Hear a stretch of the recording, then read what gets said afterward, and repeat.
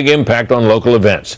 Correspondent David McDougall went along on one of those touch-and-go missions.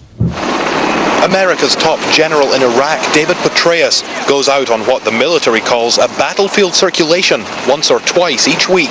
The destination today, Yusufia, a 20-minute Black Hawk flight south of Baghdad.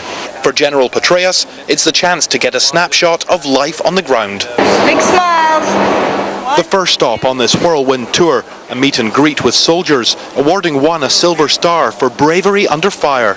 This is an area that we used to call the Triangle of Death, really until about 4 or 5 months ago. It's been a very difficult area for our soldiers, for Iraqi security forces. There were no security forces in this particular area here. But the real substance of the general's visit comes during an intelligence briefing.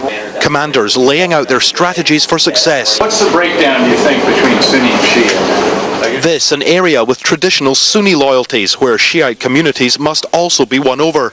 And one message is clear. These commanders have been going all out to open channels of communication between old foes.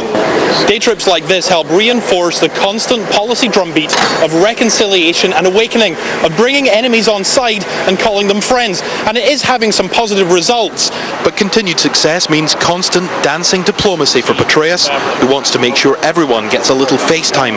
On this trip, he's also meeting with a group of Iraqi community leaders, the hit-and-run handshakes of a 4-star general with a busy agenda. It's important to remember that you reconcile with your former enemies. You don't have to reconcile with friends. And that's been a bit of an adjustment for us. There was a period where we said we won't talk to those who are shooting at us. Well, if you're not going to do that, how do you resolve over time the differences? And while in the Yusufia area the gulf between security forces and residents seems to be lessening, there's still a hardcore of extremists that General Petraeus won't reach out to. There's a foreign extremist element that clearly is irreconcilable, and there are others undoubtedly who are irreconcilable. And what our leaders, what our troopers and their Iraqi counterparts are working to determine is who are those who can be part of the solution instead of a continuing part of the problem. And with that, this 4-hour trip is over. The time on the ground maximised. Soldiers and sheikhs no doubt left feeling they've enjoyed direct access to Petraeus. The general no doubt left feeling he's learned more about this small corner of his battle space, where his plan for Iraq seems to be working. In Yusufia near Baghdad, David McDougall, Fox News. Iraq's